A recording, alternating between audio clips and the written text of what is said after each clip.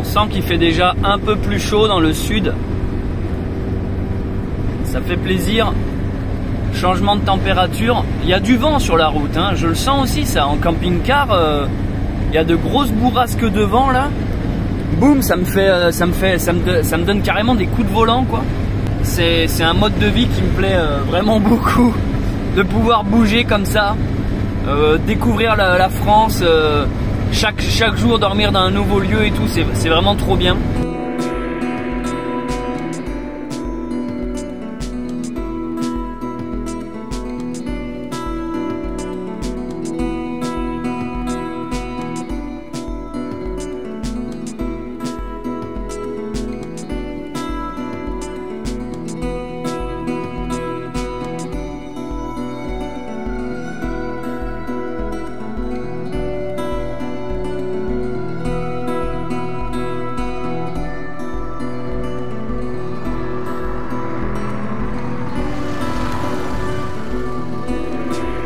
Bonjour.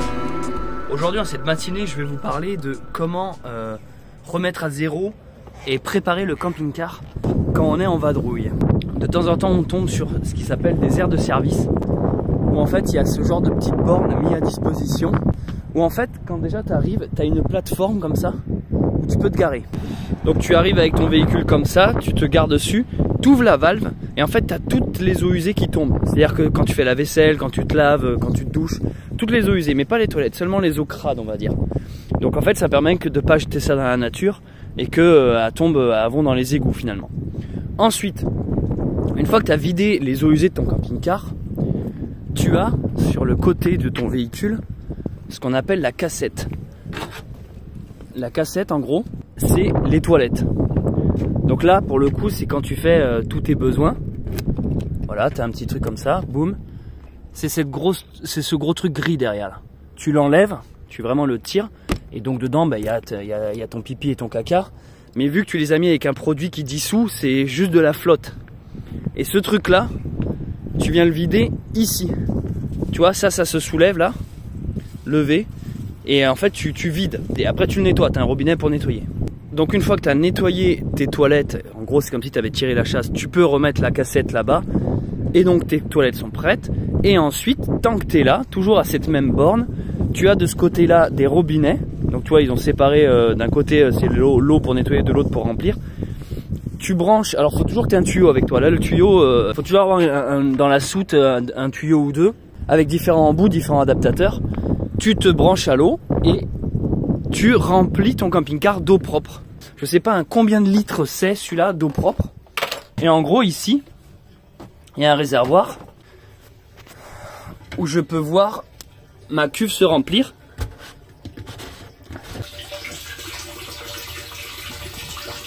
Voilà. On voit la cuve en train de se remplir et les petits tuyaux que vous voyez, c'est la pompe. C'est-à-dire que là, quand je vais allumer le robinet,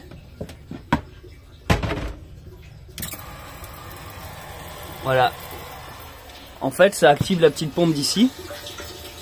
Donc si on récapitule, tu vides tes eaux usées, ensuite vide tes toilettes, et ensuite tu le remplis d'eau propre. C'est normal qu'un camping-car ça soit lourd, hein. Vous imaginez tout ce qu'il transporte, les litres et les litres d'eau et d'eau propre, d'eau usée, d'essence, de gaz qu'il transporte. Je vous montrerai la prochaine fois l'autre chose à changer, qui est la fameuse bouteille de gaz, qui pour moi c'est peut-être le truc le plus important dans le camping-car, peut-être même plus que l'eau en fait. C'est vraiment le gaz qui fait un peu tout. Et on verra aussi le panneau solaire, le système électrique qui est très intéressant. Depuis que je l'ai, je ne me suis jamais branché. Oui, il y a ça aussi, je vous montrerai comment se brancher quand tu arrives justement dans un camping, si tu veux, l'électricité. Parce que contrairement à ce qu'on croit, un camping-car, tu peux pas brancher, c'est pas genre tu rentres et tu peux brancher une télé, un ordi. Il y a tout un système à prendre en compte. Et moi je l'ai découvert avec celui-là, donc je vous montrerai tout ça. Il y a aussi le frigo, en fait j'ai plein de trucs à vous montrer, ça fera plein de vidéos. Ah si, j'ai oublié de vous dire que en vrai dans les toilettes, quand tu remets la cassette, donc la cassette c'est en dessous, là c'est le truc que je vous ai montré, tu es censé mettre un produit ici pour aider à ce que tout ce qui va tomber là-dedans soit dissous. Et ces produits-là, moi j'utilise la bouillie bordelaise, qui permet en fait c'est bio, c'est écologique, Et en fait, ça permet de pas foutre des produits chimiques là-dedans. Tu mets une cuillère à soupe, enfin un gros tube de poudre dans la bouteille et elle reste en eau, que de l'eau. Tu mélanges et tu verses ça là-dedans. Et après, c'est bon, tes toilettes sont prêtes à être utilisées. Et alors, tant qu'on est dans les toilettes, vous devez vous demander comment ça marche les toilettes dans un camping-car. Bon, ben regardez. Tu soulèves. Et en fait, tu as une trappe ici. Alors, et là, quand je vais tourner ce bouton, vous voyez, je peux le tourner là. Quand je vais tourner ce bouton, ça m'ouvre. Ça m'ouvre une trappe. Putain, ça vient de me gicler à la gueule cette merde. Donc quand elle est ouverte, c'est pour faire tes besoins. Tu jettes tout là-dedans. Après, tu appuies. Tu as la chasse d'eau. Et une fois que tu as tout fini, tout nettoyé, tu refermes ça. Boum. Et t'as fini.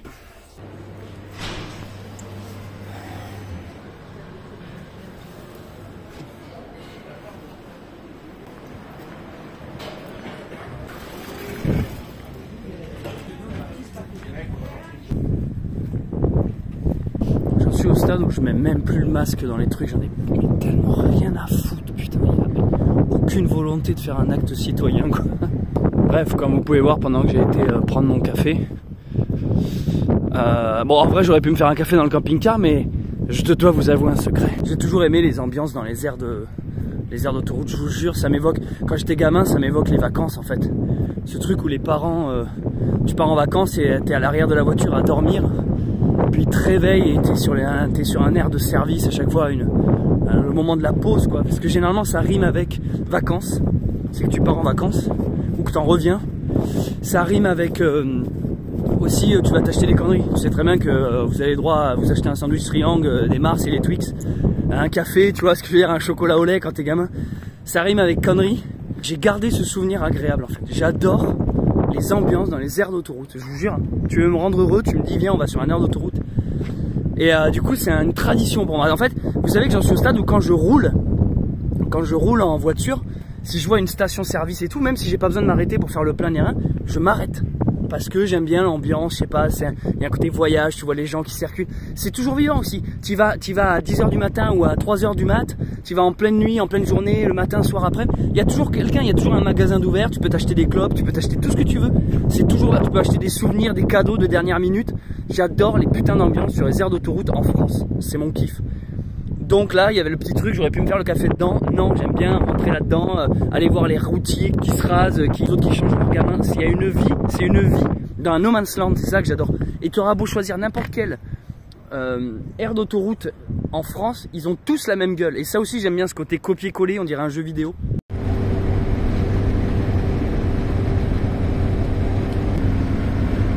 Il y a un point qu'il faut prendre en compte, hein. C'est que ça demande de l'argent, ça demande beaucoup d'argent. En fait, ce truc-là, il consomme vraiment beaucoup, déjà parce qu'il est vieux, et ensuite parce que c'est lourd, un camping-car c'est lourd, et ensuite parce que tu bouges beaucoup. Il y a juste des trajets, même en voiture, quand tu bouges beaucoup, ça dépense à un moment donné. Et j'avoue que c'est un facteur auquel j'avais pas particulièrement pensé, mais là, j'en suis au stade où, je vous le dis, hein, c'est du 50 € par jour. Et encore, je mets pas le plein. Je mets pas le plein parce que je remplis. Moi, au-delà de 50 €, psychologiquement, je peux pas. Je me dis, non, mais en temps normal, moi, je fais rarement des gros pleins d'essence. Et là, je trouve 50 € par 50 €. Globalement, c'est cher. Ça fait qu'en 2 jours, tu dépenses 100 €. Tu vois, déjà, t'as plus envie. En 4 jours, 200. Tu commences à te dire, bon, ok. Les gens qui vivent dans un camping-car n'ont pas de loyer à payer s'ils y vivent à l'année, mais tu as de la grosse dépense quand même. Donc en vrai, je me dis faire un tour de France,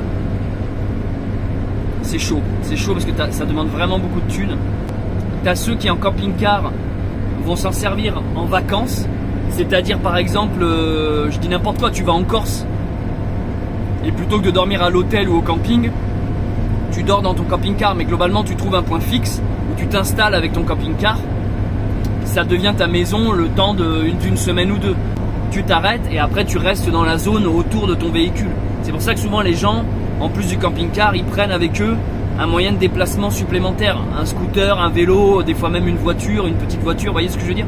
Et après l'autre mode de vie, c'est ceux, non pas qui partent en vacances, mais qui voyagent, c'est pas pareil. C'est-à-dire que vraiment qui vont de point en point, qui bougent tout le temps, et là faut de l'argent. Vraiment, là tous les globetrotters, tous ceux qui sont en van, qui bougent un soir différent dans une nouvelle ville, une nouvelle région, c'est un fric monumental. Donc là, moi j'essaye de trouver un équilibre entre le fait de me déplacer, de rester quelques jours dans un spot. Ça me permet de visiter le coin, de faire un peu d'ordinateur, de faire du montage. Et une fois que j'en ai pas marre, mais une fois que je le veux, je le décide, bam, je bouge ailleurs. Mais putain, ça demande de la dépense. Donc ça, c'est un facteur qu'il faut vraiment prendre en compte. Parce que là, moi, le compte en banque, il est un peu en PLS.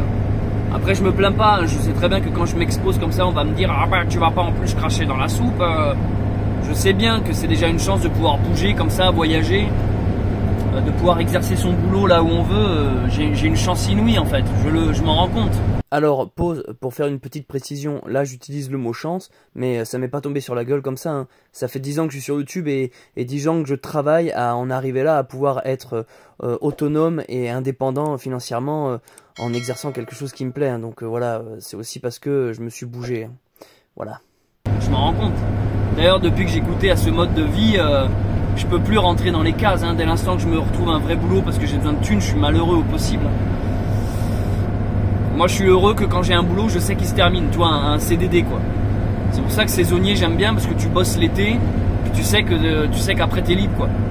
Un CDI me rendrait affreusement malheureux quoi. Rien que le nom, contrat à durée indéterminée, genre t'es esclave mais on sait pas trop quand est-ce qu'on te libère, tu vois. Rien que le contrat, ça devrait déjà vous mettre la puce à l'oreille. Mais bon bref, c'est tout ça pour vous dire qu'il y a du bon et du moins bon dans tous les camps quoi.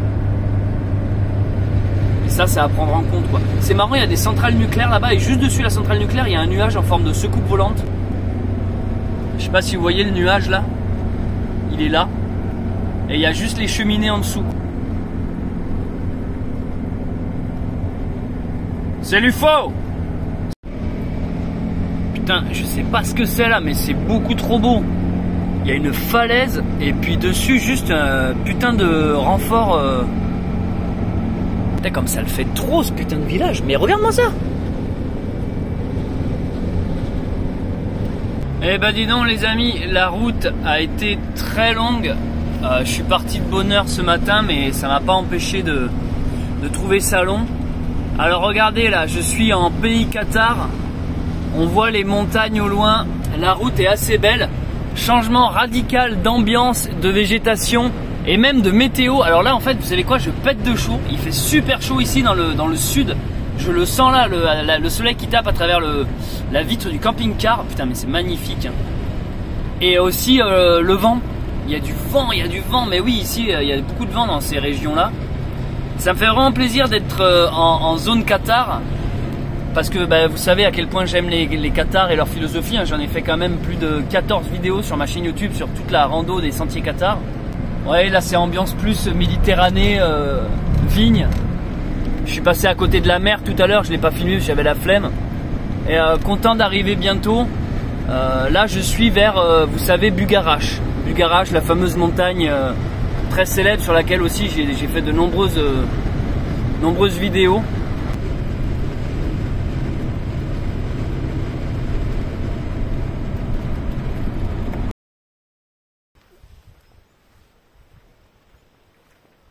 Je profite du soleil et de la température, c'est incroyable. Bon déjà ici il fait beau, mais la différence de chaleur c'est fou, c'est fou.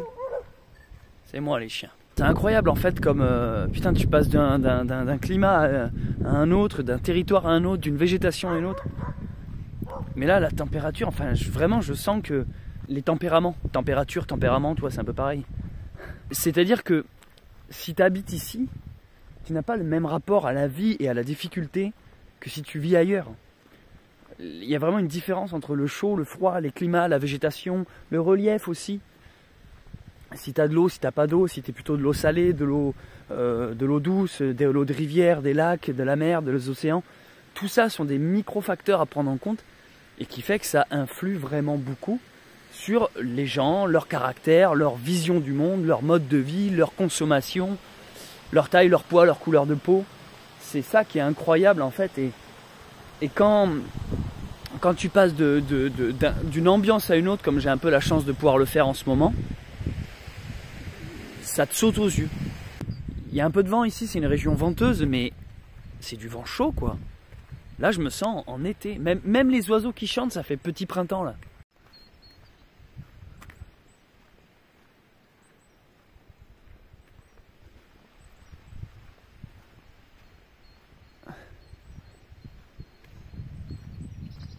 J'en suis au stade où je suis même pas sorti, je suis sorti en tongs et en claquettes quoi. Ouais bon, je sais que je perds des points de séduction, mais actuellement j'ai objectif zéro drague. Je n'ai pas objectif de séduire. C'est très reposant. J'entends des oiseaux que j'entends d'habitude que ouais, au printemps. Donc là je me suis garé pour la nuit près d'un petit village. L'intérêt avec le camping-car que j'ai, c'est que au final je suis autonome en fait. Il y a l'électricité, il y a le panneau solaire. Enfin bon, il y a la nourriture quoi qu'il faut que j'achète de temps en temps, mais globalement, ce que j'essaie de dire, c'est que j'ai pas besoin de trouver un camping. J'ai pas besoin de me brancher. Parce qu'en vrai, les camping-cars, quand tu arrives, faut te brancher pour que tu puisses dedans utiliser un peu les lumières, machin, sans que ça pompe toute l'énergie des batteries. Et là, c'est l'intérêt de celui-là, c'est qu'il est autonome, quoi. C'est incroyable. Donc je peux vraiment me foutre où je veux. Et ça, c'est un gros avantage. Donc là, je me suis garé dans un village. Voilà, mais c'est trop bien. Mais là, je pourrais marcher. Ça me manque la marche quand même. Le voyage en véhicule, c'est quand même pas pareil. Puis tu t'aperçois qu'en marche, tu galopes assez vite. Il y a ça aussi qui est. Tu vois les montagnes au loin. Tu dis ouais, ça paraît inaccessible. Au final, tu marches et tu y es plus vite que prévu, quoi. Donc à partir d'ici, je vais un peu vous expliquer ce qui se passe. En fait, j'ai retrouvé des abonnés qui m'ont proposé de visiter un petit village autonome. C'est-à-dire que ce sont une communauté de gens qui se sont isolés dans la montagne. Voilà, donc même la route pour y aller est assez inaccessible. Et chacune de ces personnes s'est construit sa propre maison. Donc il y en a, ils ont fait des petits chalets en bois. Voilà, on peut voir ici du jardinage. Il y en a, ils se sont fait des yourtes. Il y en a, ils vivent dans des carters. Enfin, chaque personne de cette petite communauté s'est fabriqué sa maison. Et ils s'alimentent avec l'eau de la source, par exemple, certains panneaux solaires. Voilà, et ils essayent d'être le plus autonome possible afin d'avoir à revenir le moins souvent dans la société. Bon, rassurez-vous, ils y retournent de temps en temps quand même. Hein, ils ne sont pas 100% autonomes. En tout cas, ils cherchent à y aller. Et ça donne des coins, un coin assez hors du temps, assez hors système, paradisiaque. Voilà, ils ont même ici, par exemple, retapé des anciennes ruines. Donc c'est très joli, parce que c'est souvent aménagé avec goût. Donc voilà, et bien sûr, il y a un délire d'entraide dans tout ça. Et oui, ils s'aident les uns les autres à fabriquer leur maison. Et également, ils se rendent service. Celui qui va chercher de l'eau au puits, et il y en a un autre qui va s'occuper du jardin. Il y en a un autre qui va s'occuper du pain. Voilà, chacun a un rôle. Par exemple, ici, celui qui va m'inviter chez lui a des animaux, des chevaux, et lui, il s'occupe à labourer les champs avec la force des chevaux, un peu comme à l'ancienne. Donc c'est pour ça qu'ils ont des bêtes, donc ils s'occupent aussi de cette partie-là. Donc là, par exemple, il m'invite dans sa petite roulotte. Alors de l'extérieur, on dirait un chalet. Et en fait, c'est une sorte de, d'après ce que j'ai compris, une ancienne caravane sur laquelle ils ont recouvert de bois.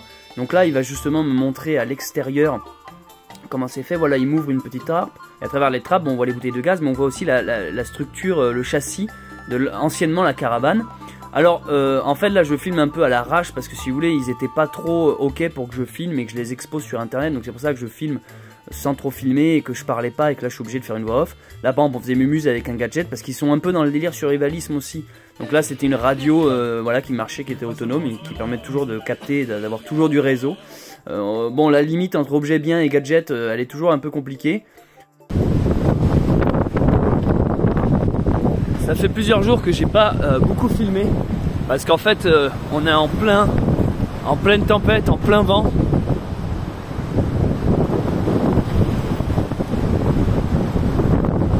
C'est une région très venteuse, mais là particulièrement en ce moment. Et du coup, ça rend les tournages super difficiles. Le vent te pousse vraiment, tu perds l'équilibre. Et alors pour le son et les images, c'est scandaleux. Voilà où je me suis garé. Et toute la nuit, il y a un vent de malade. Et en fait, ça secoue tout le camping-car. Je suis littéralement ballotté dans le camping-car toute la nuit. C'est pas facile en ce moment de dormir avec le vent qui se tape la paroi qui elle est bien plate. Le vent arrive comme ça, boum. Toute la nuit quand je dors en fait, t'as le vent qui tape un coup de ce côté-là, un coup de celui-là. T'as toute la cabine qui fait vroom vroom. Là ça fait du bruit pas possible. Je me suis installé dans un couloir venteux. Et déjà que la région est très venteuse, ben là ça ne fait que... Donc ça fait un petit bout de... Ça fait 2-3 jours que là j'ai pas pu filmer. Vous voyez là comment ça souffle. L'éco-village que j'ai visité, il était très intéressant. Ils sont autonomes et c'est une communauté en fait. Mais ils étaient pas trop ok pour être filmés. Parce que ça va avec leur concept de discrétion, de hors système. Et du coup ils veulent pas être trop affichés sur YouTube. C'est pour ça que je me suis pas trop attardé là-bas. Mais aujourd'hui là je suis avec un abonné. Il va m'amener dans un endroit des trucs à voir dans le coin en fait. Il va me faire une petite visite de différents trucs à voir dans le coin. Et du coup je pense que je vais surtout vlogger aujourd'hui. Mais putain c'est...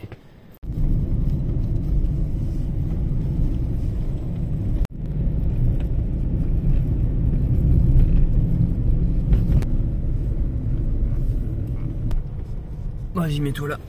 Allez, c'est parti. Aujourd'hui, on va changer la bouteille de gaz du camping-car. C'est déjà la 3e fois que je la change depuis que je suis parti en road trip. Donc voilà la bouteille vide. Donc là, pour le coup, hein, on trouve ça dans les grandes surfaces. Là, je suis à un Intermarché. Donc on ramène la bouteille vide. Soit on va en caisse, on dit qu'on ramène une bouteille vide et qu'on en veut une pleine. Soit des fois il y a des distributeurs comme ça automatiques où tu peux directement ouvrir les casiers, foutre ta vide et prendre la nouvelle. Alors faut pas confondre butane, propane.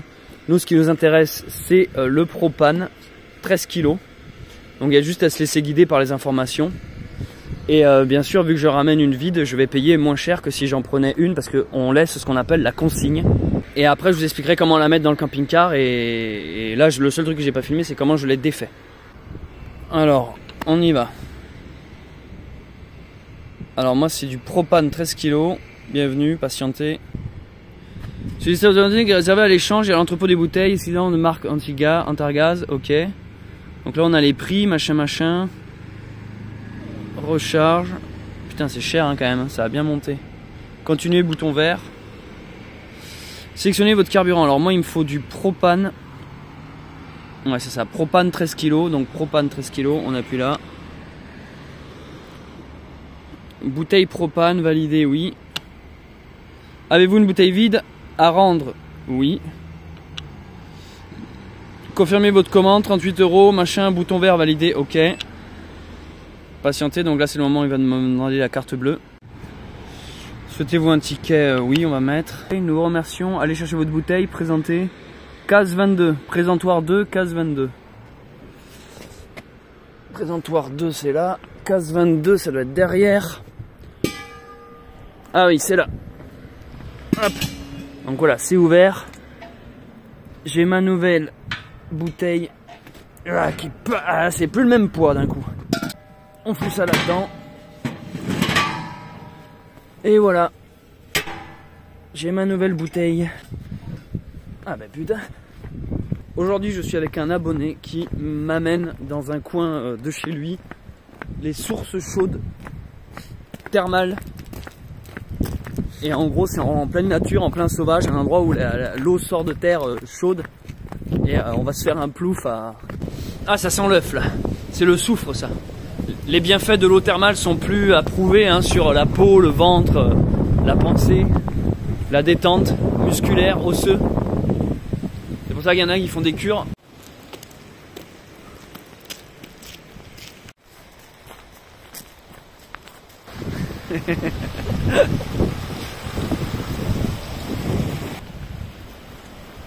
J'ai déjà baigné sous la neige. La source chaude là, t'as déjà été sous la neige? Bien sûr. Et il y a beaucoup de familles, alors des fois t'as un mec avec 10 enfants dedans. Ouais. Alors t'es obligé d'attendre, tu fais la queue. Et dès que les gamins se barrent, bah, tu fonces dans l'eau, mais faut traverser d'abord l'eau froide. Ah oula d'accord, parce que c'est connu cet endroit quand même. Ouais, mais il faut traverser d'abord la rivière.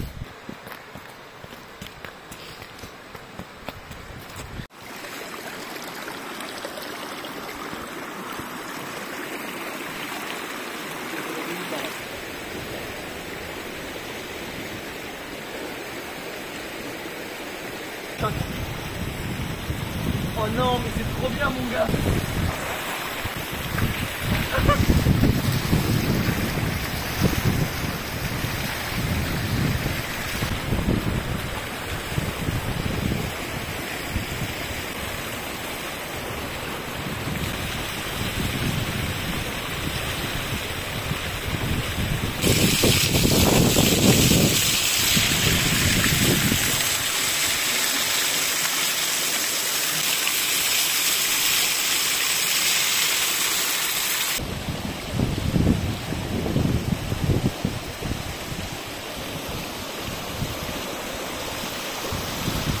Bon, ça y est, on sort du bain, on est resté longtemps. C'est littéralement une douche chaude, gemme à sang, tout ce qu'on veut. Elle sent pas trop le soufre, contrairement à d'autres eaux thermales que j'ai pu faire. Mais là, c'était le grand luxe. Par contre, dehors, il fait bien froid. Donc vraiment, le petit passage quand tu sors de l'eau chaude et que avant de te rhabiller, ça réveille. Mais putain, c'est mortel d'avoir ce genre de truc en pleine nature comme ça, près d'une rivière. Donc vraiment très bon coin. Donc là je viens d'arriver au camping-car. Alors je soulève la paroi. Dedans j'ai une bouteille de GPL, ça j'en parlerai plus tard. Donc l'objectif c'est de relier la nouvelle bouteille au gaz.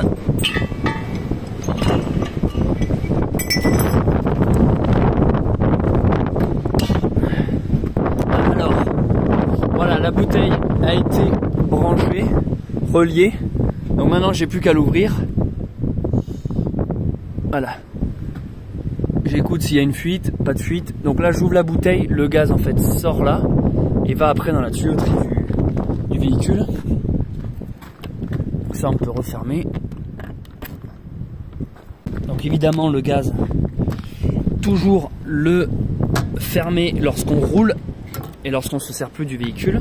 Le gaz, il y a un endroit où il faut préciser qu'on veut l'arrivée. Donc dans la plupart des camping-cars, c'est ces boutons-là pour dire ok c'est bon, tu ouvres les valves pour que le gaz arrive. Sauf que moi j'ai un raccourci, c'est celui-là là-bas. Donc en gros je viens le tourner. Boum. Voilà, donc là je l'ai activé, donc je sais que le gaz arrive, donc globalement eux j'y touche pas. Donc là c'est l'arrivée principale du gaz. Et ensuite, moi ce que je fais, je viens vérifier à la cuisinière si le gaz sort. Je tourne et j'écoute.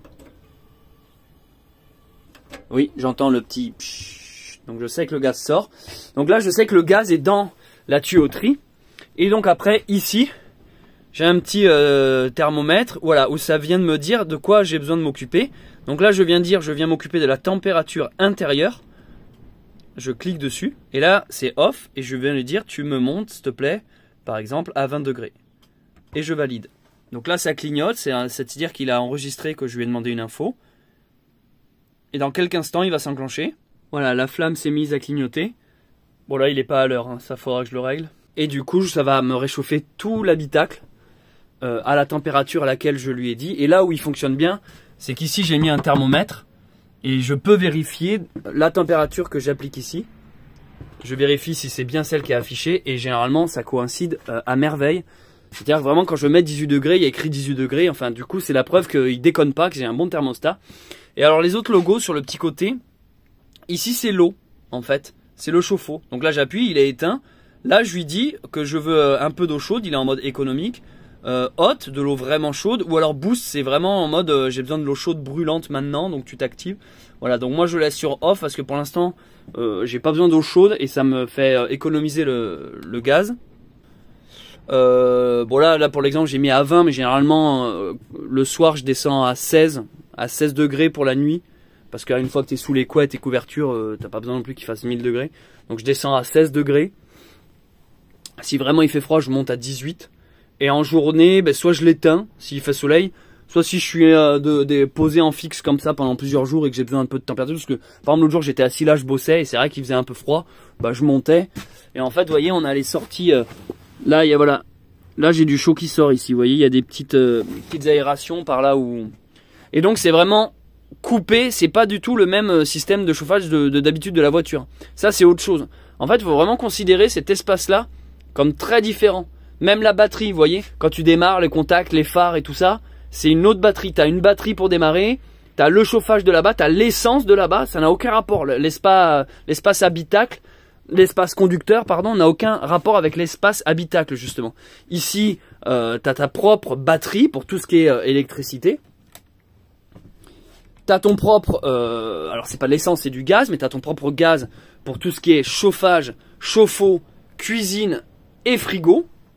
Et tu as ton propre, voilà, ton propre, du coup, radiateur, quoi. C'est pas du tout la clim ou ce genre de truc. C'est vraiment totalement indépendant. Globalement, pour vous expliquer un peu, donc moi je découvre tout ça. C'est pour ça que je vous en parle comme si je venais de découvrir l'eau chaude, mais c'est parce que moi c'est vraiment mes premiers pas dans la van life, donc je découvre tout ça.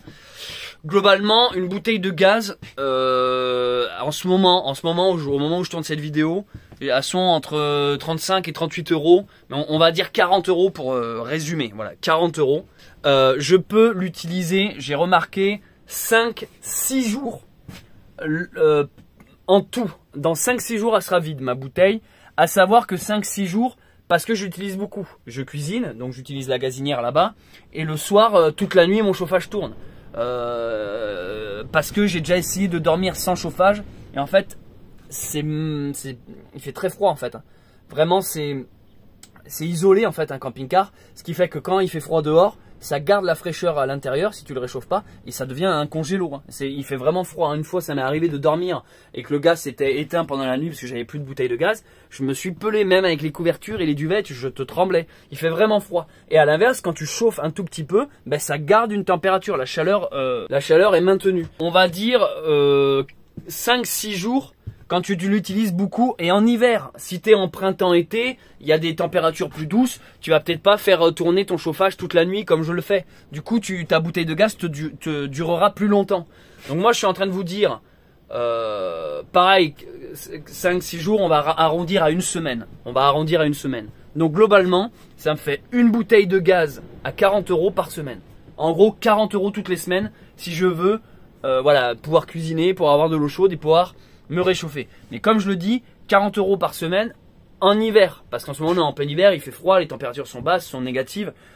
Je pense qu'en printemps-été, j'en sais rien, je ne l'ai pas expérimenté, mais une bouteille de gaz peut facilement te tenir 2 semaines, peut-être même 3 semaines, honnêtement, peut-être même 3 semaines, si tu te sers vraiment que du gaz pour cuisiner, même plus en fait. Moi par exemple, je vous explique pourquoi je chauffe pas l'eau, c'est parce que je me lave à l'eau froide en fait, j'ai pas besoin d'eau chaude. Ça fait des années que je prends des douches à l'eau froide, ça me réveille, je préfère, je me sens plus réveillé, stimulé, propre. La vaisselle, ça me dérange pas de la faire à l'eau froide aussi, je frotte un peu plus, je rajoute un peu plus de savon, enfin je m'en branle de l'eau chaude en fait. Je suis pas un grand dépensier d'eau, enfin je laisse pas couler le robinet des heures, j'ai pas besoin de beaucoup d'eau. Donc en fait, c'est pour ça que je vais pas chauffer l'eau en fait. Par contre, ça m'est déjà arrivé d'inviter des gens à passer la nuit ici. Eux, le lendemain matin, je me suis dit, peut-être pour leur confort, ils ont besoin d'une douche ou d'un truc. Donc, la nuit, avant de me coucher, je mets le mode chauffe-eau activé. Comme ça, l'eau chauffe toute la nuit. Et au petit matin, on a de l'eau chaude pour celui ou celle qui veut prendre sa petite douche. Voilà pour l'eau. Donc, globalement, je vous ai à peu près fait le tour du gaz. On s'occupera du GPL plus tard. C'est très intéressant le GPL. Je l'ai découvert avec ce véhicule. Je connaissais pas du tout GPL. Moi, je connaissais le nom. J'avais déjà entendu GPL, mais je savais pas ce que c'était. Et en fait, c'est un gaz qui est un mélange entre propane et butane. Mais c'est toute une installation différente. Et par contre, ça a des gros avantages. Mais on en parlera dans une prochaine vidéo. Me voici dans un endroit très connu. Rennes-le-Château. L'épopée Qatar. Aujourd'hui, j'ai pris de la hauteur, je suis sur une montagne qui domine à 360 degrés, à Rennes-le-Château. Lieu hautement historique, hautement énergétique. J'en avais parlé dans mes vidéos sur le sentier Qatar, j'arrête pas de vous parler de cette playlist, mais en même temps, c'est parce que c'est un sujet que j'aime beaucoup et sur lequel j'ai pas mal étudié, bossé. J'ai fait plusieurs séries de vidéos sur toute l'histoire des Qatars. Ce village ici est connu pour son abbé, l'abbé Saunière. Et rien que ça, ça en dit long. Les fouilles sont interdites sur le territoire de la commune de Rennes-le-Château. Parce qu'en fait, il y a des légendes qui disent que le trésor des Qatars serait encore dans le coin. Et ils ont tellement eu du luberlu qu'ils sont venus chercher, fouiller dans les moindres recoins de la ville. Bonjour. que du coup ils sont obligés d'avoir mis des panneaux pour arrêter les fous à chercher le trésor des Cathares, ou en tout cas la richesse que l'abbaye Saunière aurait trouvée dans le cimetière, hein, dans la légende c'est ça. Donc là je vous parle de ça dans les années, les Cathares c'était en 1200, l'abbaye Saunière ça devait être en 1800 ou début 19e. Du coup c'est un abbé qui a été commis ici, un curé qui était venu censé s'occuper de l'église vers laquelle je m'approche. Et en gros c'était un petit village sans prétention, sans richesse d'ailleurs en particulier.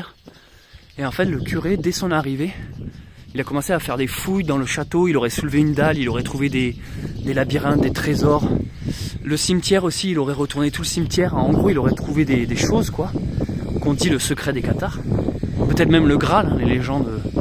Et qu'en fait avec tout cet argent, il aurait pu remettre à neuf l'église, et du coup c'est devenu une des paroisses les plus riches du coin.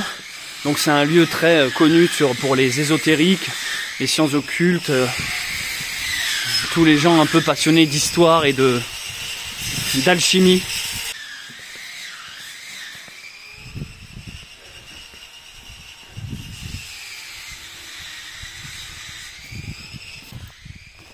Je vous cache pas que je suis assez content de me retrouver ici parce que lorsque j'avais fait mon aventure sur les sentiers Cathares, Rennes le château est quand même un point fort, hein. Il y a 2 points forts à faire absolument sur le sentier Cathares, c'est Montségur et Rennes le château. Et en l'occurrence Rennes le château je l'avais pas fait parce que c'était pas sur l'itinéraire des sentiers. Donc très content de m'y retrouver aujourd'hui.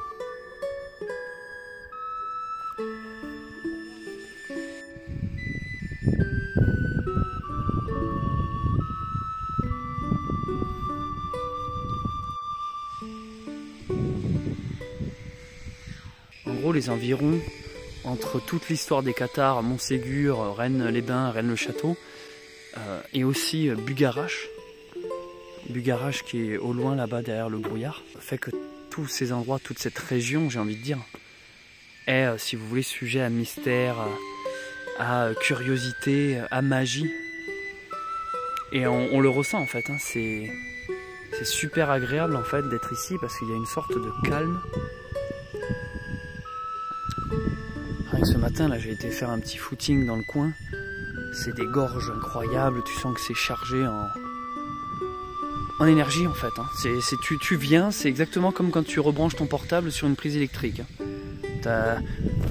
Ton portable se recharge, hein, tu as les pourcentages de la batterie qui remontent, c'est des lieux comme ça en fait, c'est des lieux où tu te trouves, et par le côté électrisant de leur histoire, de leur mythe, de leur légende, tu ressens tout ça dans l'air parce que c'est aussi quelque chose que les gens entretiennent. C'est-à-dire que là, tous les touristes que je peux croiser ici, je suis quasiment persuadé qu'ils viennent pour la même raison, quoi, parce qu'ils connaissent le mystère, ils connaissent le mythe. Et ouais, il y a des lieux comme ça, et en tout cas ici, la Rennes le château en fait partie. Et je suis vraiment content de pouvoir aujourd'hui vous le filmer parce que j'ai l'impression que ça fait la complète avec toute mon aventure sur le sentier Cathares. Bon, j'avoue que j'aurais aimé que l'église soit ouverte, mais ça sera une occasion de revenir et mener une enquête. En gros ici à Rennes le château, globalement c'est un curé qui a retapé le village, redonné un nouvel hôtel, une nouvelle église, des nouveaux châteaux.